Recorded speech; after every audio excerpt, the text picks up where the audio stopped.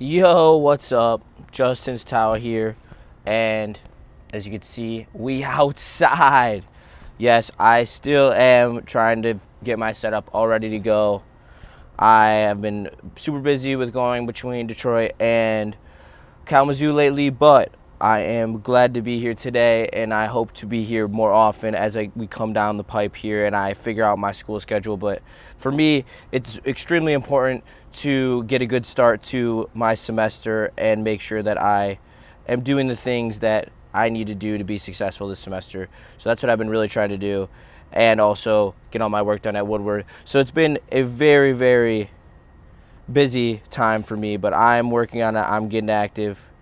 I just want to be here. I want to create content. So I am here on the morning, Saturday morning, which I hope that this honestly can be a nice little time where I can find some time and get some content done, because it is the weekend. There's a plethora of things to talk about. There's college football games on. There is NFL tomorrow. I just an exciting time to really just love sports when it comes to this part of the football season, where there's stuff going on every day pretty much. And last night there was a top 25 matchup happening, Arizona versus Kansas State, which I can't lie, Arizona looks so fraudulent. Their defense can't stop a soul. Their offense is completely dependent on McMillan. It's not looking good down there in Arizona. For Kansas State, on the other hand, Avery Johnson has room to improve. That end of the first half debacle where he ran around for 15 seconds when they could have kicked a field goal, which would have put him up 2 scores instead of by 1. I mean, they came out and dominated the second half anyway, so it didn't even matter. But it was the fact that he even did it in the first place. So, yo, LOW, what's up, my guy? Glad to see you. But good, hey, we'll take it.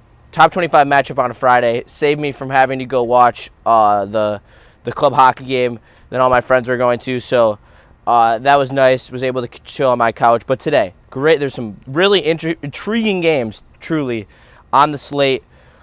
My first game that I'm truly full all the way and head first diving into is Memphis at Florida State. And people still are backing Florida State, which is so interesting to me, because they have showed zero life, like against Georgia Tech, against Boston College. And I think this is another example. You have a live opponent, even though it's on the road for them in Memphis. They're a live opponent. They're one of the best group of 5 teams in the country. To me, they are the best. If Liberty didn't play such a cake schedule where they don't play anybody, I'd be pounding my fist saying that Memphis is going to make the playoff. But because it's only one team from the group of 5, I don't necessarily see the path. And so for Memphis, because they do have a tough schedule, they got to go to Tulane and play Tulane at Tulane. They got to go play at UTSA against 6-year starter Frank Harris, who's a dog on UTSA. But I like Hannigan. I like what they're going to bring today. They're going to be able to run the ball. Memphis is always a team that can run the ball. I think the 6.5 is enough of a cushion. If you want to alt it out to 7.5, I think that's a play as well. But I don't think they're going to lose by more than a touchdown. I could see them winning straight up outright. I mean, DJ, if you just want one example, just bet against DJU, like straight up. He's not gonna be able to do much. And Memphis has some athletes, and that's something that as a lot of things you see as a drop off in the athletes when you go from the Power 5 to the Group of 5. But I mean, Florida State's O-line and D-line isn't great, and if you don't have those against Group of 5 teams, it puts you susceptible to losing. And just learning, going 0-2 days, I start a season sets your playoff chances to 10%. Damn. So Florida State has a 10% chance to make the playoff now, and I see that. I mean, they are in the gutter, and I have no faith in them. I honestly think they're probably going to lose to Memphis today. So I really like Memphis, and they have some dogs on that team. They're not your normal Group of 5 team. Second game I want to talk about is big noon kickoff, Wisconsin versus Alabama. Wisconsin looked horrible. They played Western Michigan in their opener. They only won by 10. They did not look good. All my friends said that Western had a chance to win the game. I did not watch that game specifically, but they told me that Western was in it till the end. And if Western is in it till the end, it is because they could run the ball, because that's their entire offense is Jalen Buckley. So I don't know how Alabama is going to get stopped with Jalen Milroe running the ball all over them. I think that Jalen Milroe is going to have a career day. They're going to try to probably load the box. They're going to leave their receivers on outside cushions, and that's not how you stop Jalen Milroe. How you stop Jalen Milroe is you have two deep safeties to take away his ability to throw his deep ball. His deep ball is elite on the college level, but he can't throw in the intermediate and the short, so you got to give that Tyreek Hill level coverage to make sure nothing gets above your head, and then you got to keep him in front of you. And I just don't think Wisconsin has the athletes to do that. I think that they're going to run wild today. I'm thinking someone along the lines of 35-10 blowout win, an absolute rout. Straight up, I have no faith in Wisconsin, and I mean, I'm not a Milroe guy either. I don't like Milroe. I don't like Bama this year. I think that they're the third or fourth best team in the SEC. I don't know. I'm not high on Wisconsin. Wisconsin's not good enough, so I have a lead on Alabama, minus 15.5, but I can't lie. I won't lie. I'll keep it 100. In my parlay I threw out today, I took them at minus 13.5 because I know they're going to win by 2 touchdowns. So we're going to keep it pushing. LSU, South Carolina, another great game. There's some good. There's not as many like absolute bangers of games, but there's some like good games where oh damn, I didn't realize that's on. Like that's a good game. This is another one. LSU at South Carolina. Garrett Nussmeier blows. We're not going to spend a lot of time on this. South Carolina looked really good against Kentucky last week. I'm willing to ride the hype a little bit and take South Carolina. I don't think LSU is good, and either way, their defense is bad, and so I expect South Carolina to score. And +6 seems like too many points for this point in the season and how these two teams have been playing.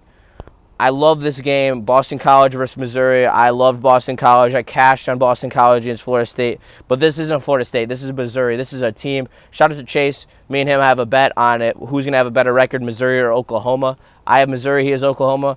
Missouri is looking great. Number 6 in the country. Minus 14.5 on this line. I would also alt this down to minus 13.5 and throw it with a different pick. I do like the 14.5. I think they'll cover. I think this will be a blowout. Boston College is very good on the lines, but so is Missouri. Missouri has produced multiple NFL-level defensive linemen over the last couple of years, and they're just continuing to grow under this coaching staff who have really put a culture in at Missouri that you haven't seen in a long, long time.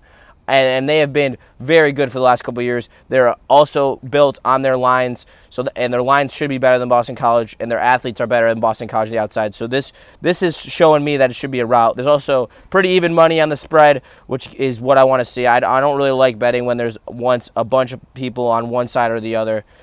And then there's one more game I like, and then we're going to switch to the NFL, talk about our Lions. I will talk about Michigan, too, real quick as well. Before I get into the NFL, but there's one more pick I really like in college tonight, and it is 2 more picks. One, UCF on the road against TCU. TCU's fraudulent. UCF, Gus Malzahn brought in KJ Jefferson from Arkansas. I really like that move. He's a big mobile quarterback who could still throw. I'm really excited for that coming out party today. And then Indiana. Indiana has been gutter trash in the Big Ten for years, but they traveled to UCLA, who is now the gutter trash of the Big Ten. And Indiana has some good guys. They got Curtis Rourke in the transfer portal, who is one of the best quarterbacks in the MAC. I got high hopes for him.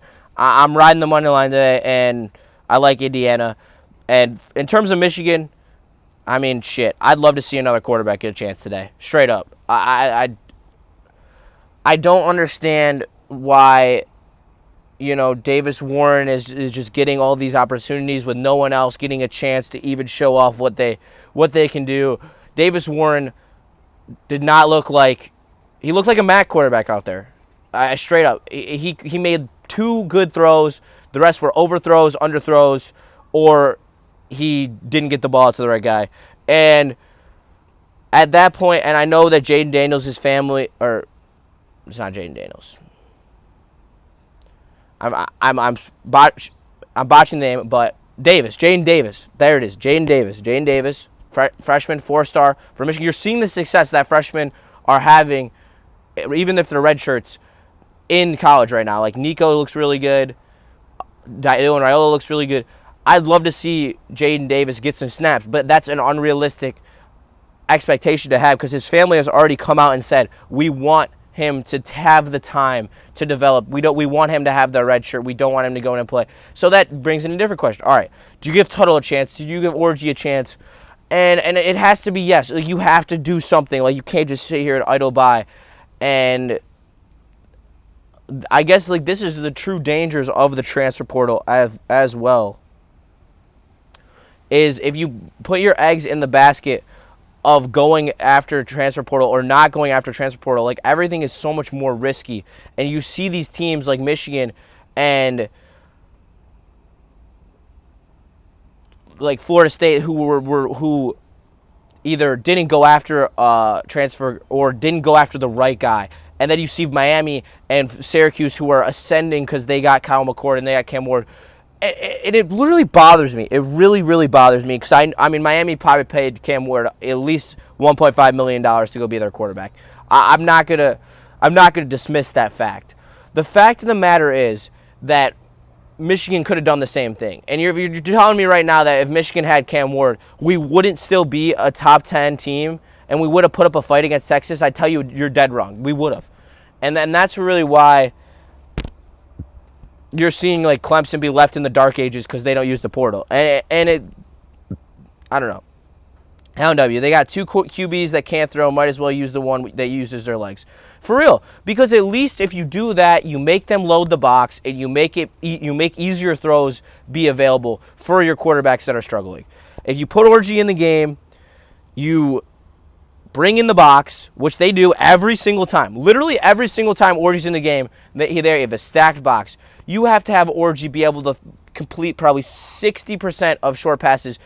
He can do what DJU does at Florida State and do all those dipsy-do dump passes. And yeah, that will work because of the fact that he can go run and get a first down. DJU can, but not at an elite level like Orgy can.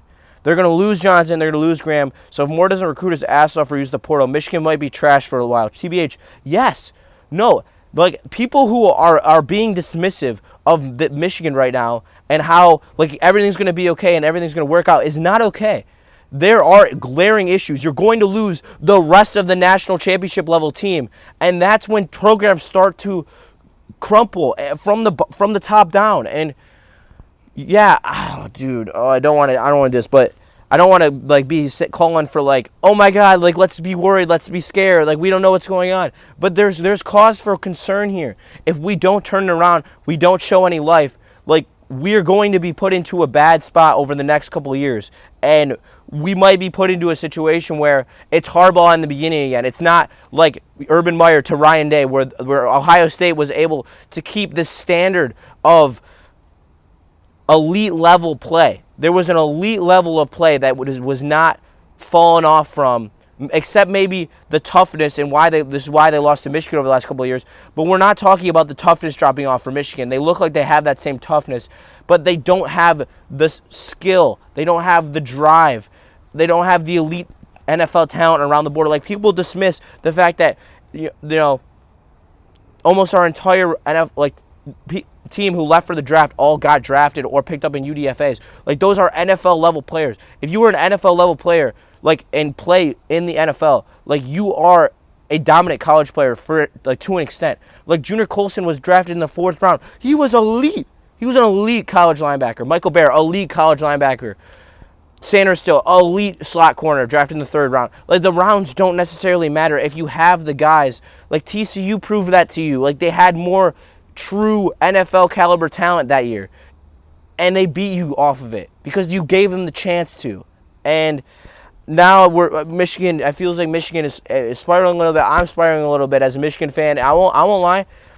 But I did expect this. I expected us to go 9-3, have struggles, have there be a drop off from Harbaugh to Sherman Moore. It pissed me off. It pissed me off on Woodward so much when I would be called a Ohio State de-esser because of the fact that I said there would be a drop-off from Jim Harbaugh to Sherrone Moore. And, of course, Mike G comes up in the chat as soon as I'm slandering Michigan. Go Blue, Mike G, for real. I'm sorry. What is up? I'm glad to have you here. But there is concern in Ann Arbor right now, and there has to be concern in Ann Arbor because of the fact that I can't tell you straight up. And Flannel did pound the table. He pounded the table that Michigan would beat USC, and I'm telling you, there's an avenue for it if the Lions play better. The Lions need to play better, though. I mean, Texas has the best O-line in the country, in my opinion, at this moment right here. After they did that to Michigan, they have the best offensive line in the country, in my opinion.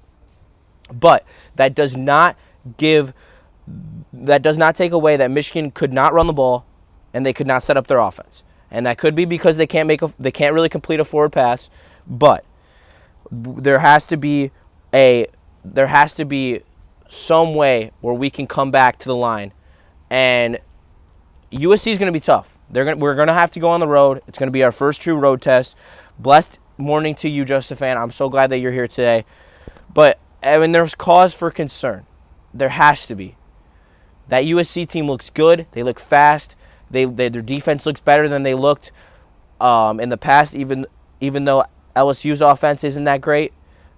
I don't know. I'm in the same place that you are as a UM fan. O-line and QB play is not good in A2. Sharon got caught with his pants down in the portal, didn't do enough to remain competitive. Yeah, 100%.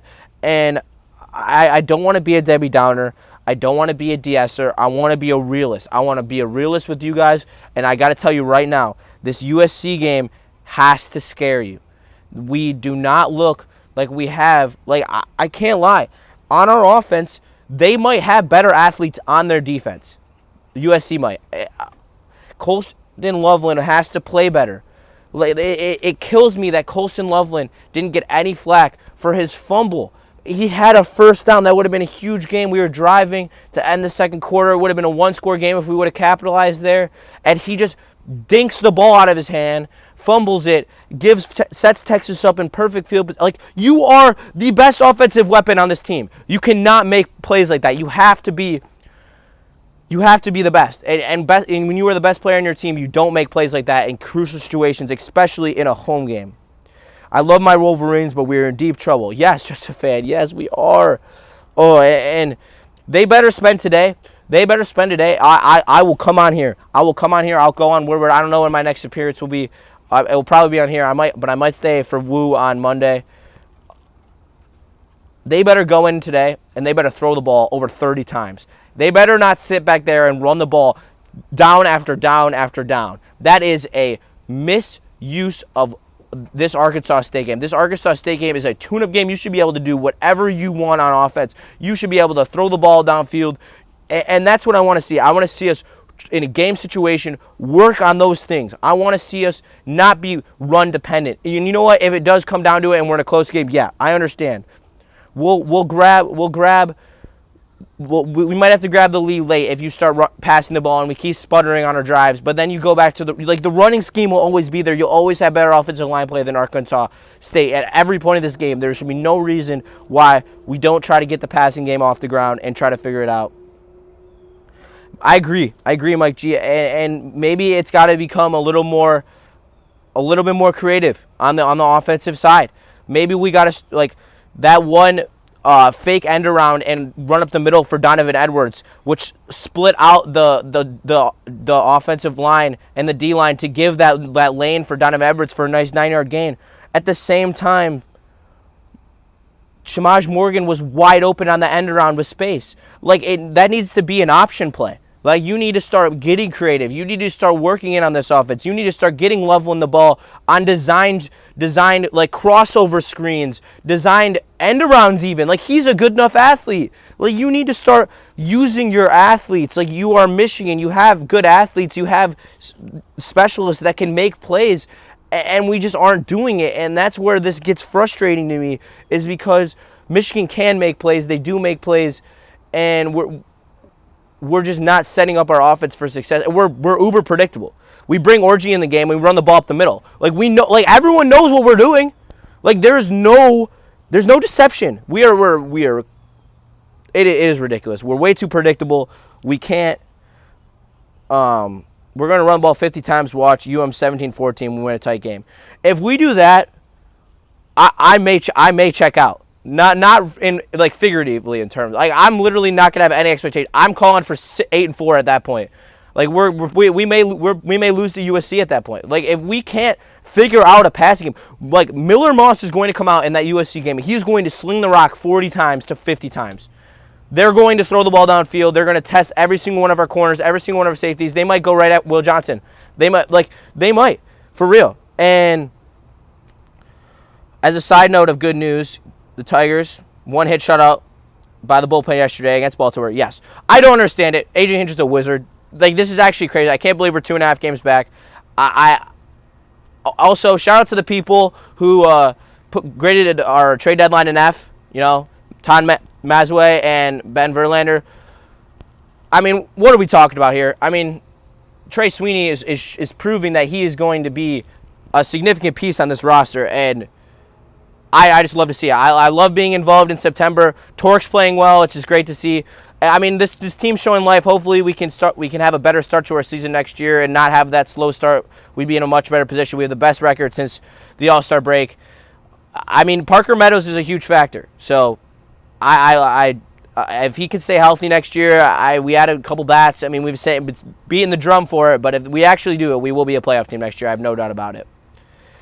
Teams can stop our run game playing straight up. No respect for our pass game. Watch the Arkansas State secondary man and safeties will cheat to stop the run, just like Texas and Fresno. Yeah, it will be. And, yeah, Ryan, I feel you. I've been sitting out here. I had to take my sweatshirt off right before I started recording. It was out here. It was a nice breeze. Now I'm cooking. I'm literally sweating. But it's all good. What's up, Jay Cruzen? I'm glad to hear you. Have you here. Broder is. Hey. There's a reason Broder's the Tigers beat reporter. He and credentialed. Broder knows baseball like the back of his hand. I love listening to Broder talk about baseball. He is the absolute man. But let's switch it off. Let's go to the positive. The Lions. Something we all can agree on too. And shout out to Michigan State. They did win. Also, Marsh. Marsh looks like an absolute dog. It looks like the next Keon Coleman, the next Jaden Reed out of Michigan State, which I do not understand. Michigan cannot get a guy like that, but Michigan State always finds an absolute dog at receiver. It makes zero sense. Michigan never has one. We haven't had one since... Oh, it's been so long. We haven't had one since Nico Collins, but we didn't even use him right. That really bothers me. The misuse of Nico Collins will forever bother me. He was so good in college, and it showed such high level ceiling in terms of just no one could guard him. He literally had the jump balls on lock. The jump balls were his. But that moves out. The Lions go to the Tampa this weekend. I fully expect us to drum them. I can't lie. They don't have Antonio Winfield. We should be able. I think this is going to be an interesting game because I think this is going to be a more pass heavy game than last game. I think last game was a lot of run. We lost that recruiting battle. Are you serious? Mike G's saying that we lost the recruiting battle for Marsh, which is wild, and that's uber disappointing because this offense might actually have some life.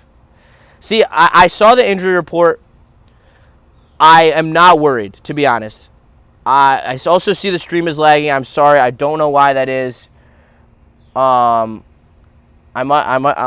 me try to do some troubleshooting at the moment. Try to get that to be better. All right, I got green streaming set health now, so hopefully that does the trick. I think JMO, Kirby, and Penne all play. And anytime anyone's questionable, I'm utterly shocked if they don't play, especially we're talking guys like Kerbo, we're talking guys like Penne.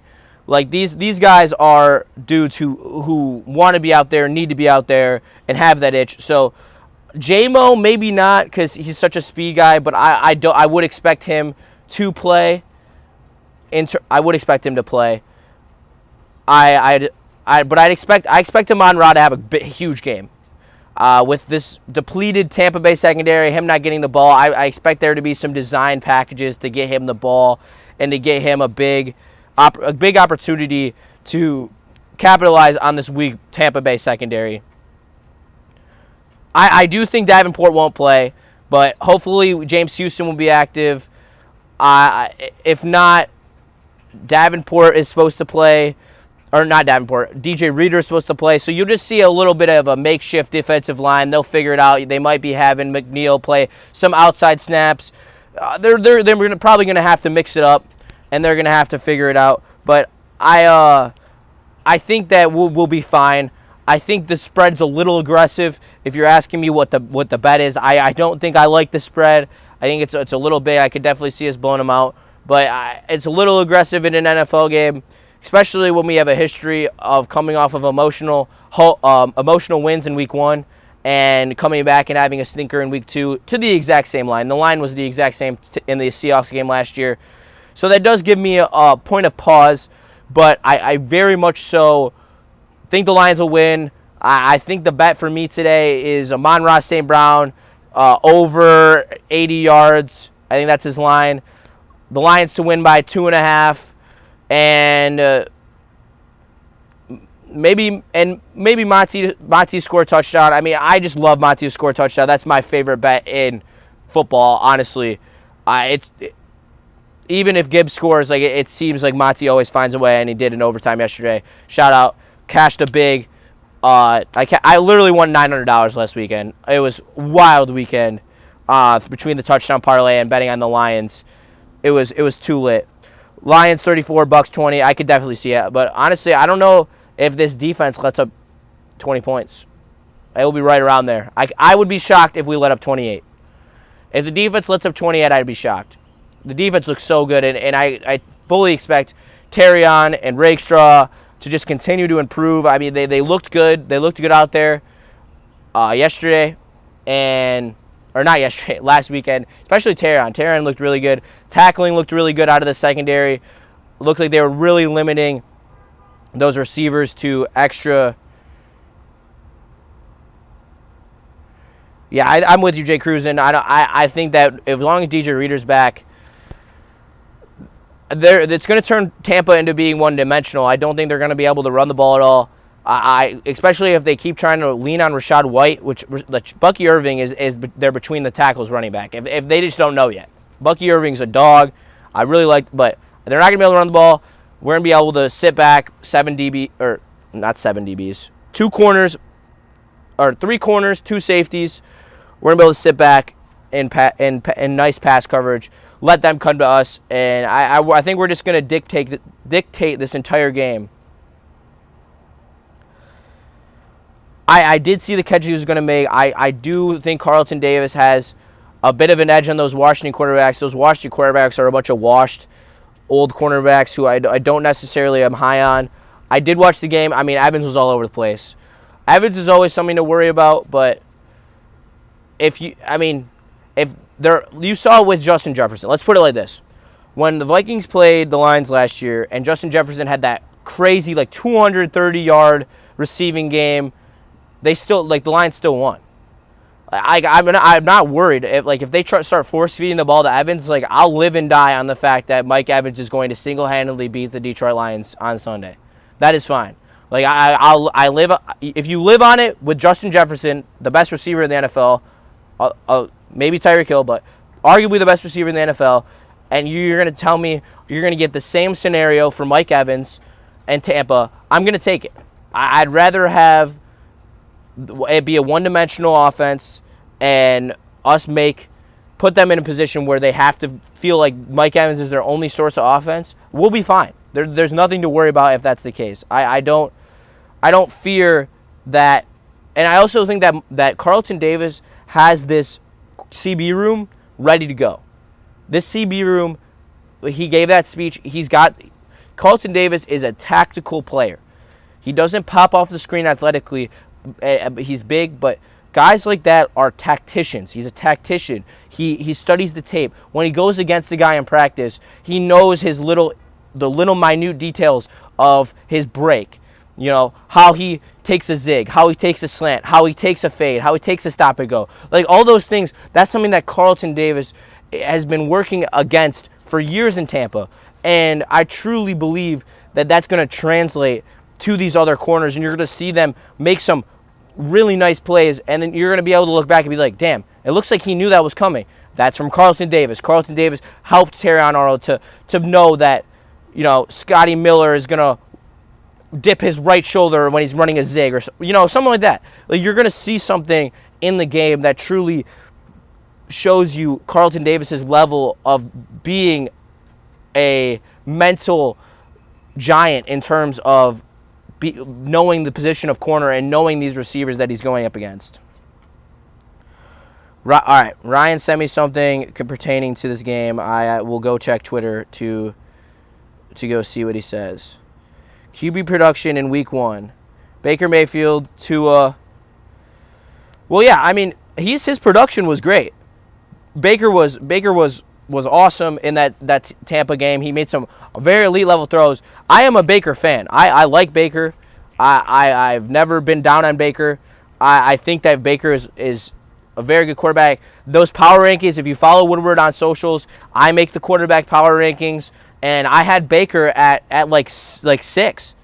Like, I mean, it's hard to put Baker above guys like, Lamar and Mahomes and Allen, because that's a different level. But in terms of playing the position of quarterback, he had a great week. He made a lot of high-level throws. He hit a lot of great checkdowns.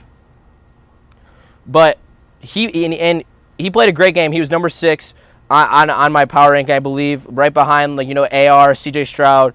Like, he was the best of the rest of the quarterbacks that aren't considered the elite or semi-elite. Like, he's a game manager at heart. He's probably an elite game manager, similar to Goff. I wouldn't say he's as good as Goff, but he's in that elite game manager tier, and where he can win you a game. He makes all the plays, but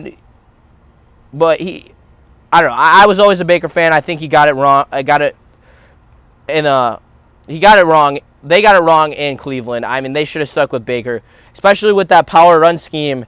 Like, they had it cooking. Like, now they're gonna screw themselves with Deshaun Watson, and they're not gonna be competitive, and they're gonna lose out on their Super Bowl window.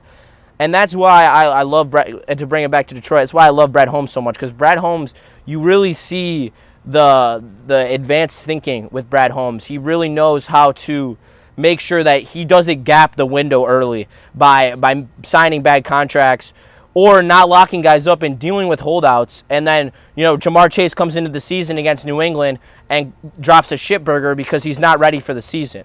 Like, it's all these integral things which makes me love Brad Holmes. And I know we're always high on him, but he deserves all the love he did. It's actually crazy. Stafford and Tua were the only quarterbacks to throw 300 yards Week 1. Offenses were down for sure.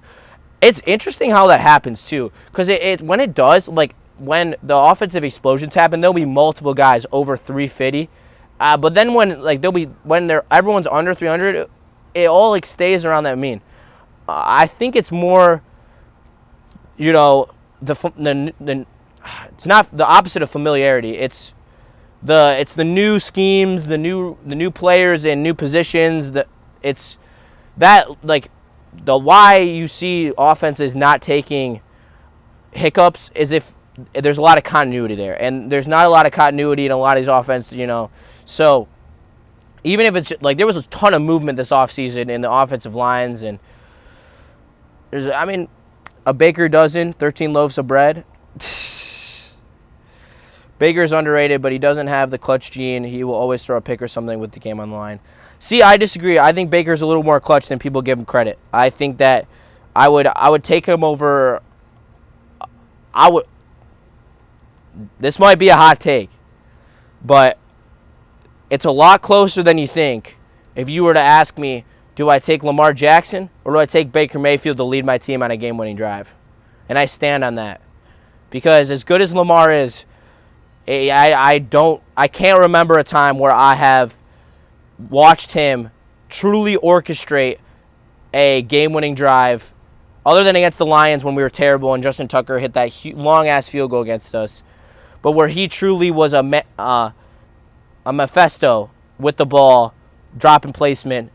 And the thing with Baker is if you put him in the position to make a play and you give him the open receivers and you have a run game, like you give the same to Lamar, I probably still, I don't know, I would take Lamar, but it's just off the ability that he can make those plays with his feet. Like, if you're telling me, oh, you got to sit back in the pocket You got to sit back in the pocket. You got to make those throws. I'm probably taking Baker Mayfield.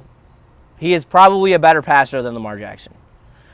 And that's hot. That's a hot take. Like me, I'm baking in the sun right now in this 80-degree weather outside. But, Broder, my man, what's good? Hey, shout out to you.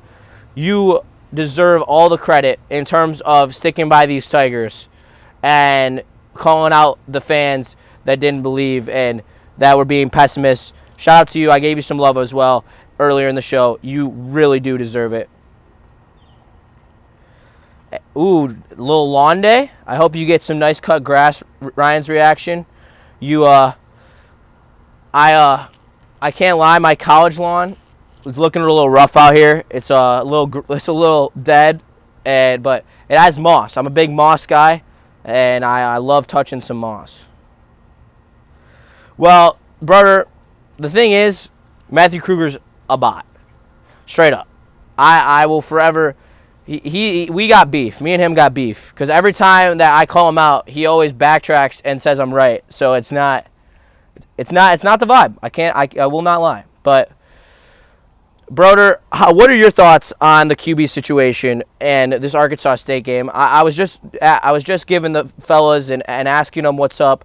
I really would love to see Davis Warren get some of the reps, but I'd also like to see Orji get a couple reps, Tuttle get a couple reps, and I'd love to see us throw the ball down the field. Like, I don't think that we can I don't think that we should just go out there and run the ball at will against Arkansas State. We know we can do that. We know that shouldn't be an issue, but we really should try to get a little more variety in this offense and a little more creative in terms of making this offense go. So I'd love to hear your thoughts on Michigan and what you'd like to see against Arkansas State today. But yeah, I mean, we're in for a grueling NFL Sunday. Like, this NFL Sunday is, and I'm gonna run through the games because I'm gonna wrap at noon. I'm gonna go watch some college football. I'm gonna go enjoy. I'm gonna go get some. Stay tuned for some whack Western content from the tailgates. I'm going to go. I've got my lavalier mic right here. I'm actually using it right here. But I have it. I'm going to go, and I'm going to whip around campus and see what's up and interview some people, hopefully get some good Lions fans, Bears fans. There's a lot of Bears fans and Packers fans in Kalamazoo. It's very, very unfortunate. I don't believe that they can even score 24 points. I'm going to be completely honest. Oh, my God. All right, Ryan's exposing me out here. I want to see the playbook open up, like, for real, like you said, throw it down the field to more than just Colston Love, and I need Orji at least 30% of the time, too. Yeah, I'm going to be severely disappointed if Orji doesn't get the snaps, any snaps. And not just snaps where it's a design run, and we know he's going to run. Like, that's not what I'm looking for. I'm looking for a real design run, or a real design formation that is designed to use him in an RPO game, used him to throw screens, used him to go play action boots and either have easy throws coming as receivers come in front of his face or easy run lanes for him to take advantage of his athleticism. That's what I'm really looking for in today's game for Michigan. Ravens-Raiders, interesting game. I'll probably stay away from it. But Ravens will win. They get rowdy at home on their home openers. I would not expect them to lose. Jags-Browns, I kind of really like the Jags. The Jags showed a lot in their game against the Dolphins. And I don't like the Browns' offense. Deshaun Watson is ass. That is confirmed. Titans-Jets, there's no way. You couldn't get me to watch that game. See, Chargers-Panthers is one that really gets me scratching the back of my head because, all right, I got to hit this Lions question first, and then I'll get back into this Panthers-Rams game. Back to the Lions, was there any concern about Stafford killing us with no online and no Puka? I calmed down once I realized he was getting the ball out so quick, and he was beating up with Coe. Well, there's two sides of that story. One, we didn't have DJ Reader, so the line should be even better when DJ Reader and Davenport are in the lineup, whenever they are in their lineup. So that is, I'd say it's slightly concerning, but also last year you saw them kill us in the air as well. So Cup's still like a dog. Like everyone who has been saying that Cup is going to fall off just believed in Puka Nakua's hype. With Puka gone, Cooper Kupp is going to put up arguably top 5 yard numbers until Puka comes back. Like, he will be a dog. And so, no, it doesn't really. I mean, we're getting a ton of pressure. I think that this line will only get better with each other. And, ooh, that's really grainy. I don't know what's going on. I think the line will only get better.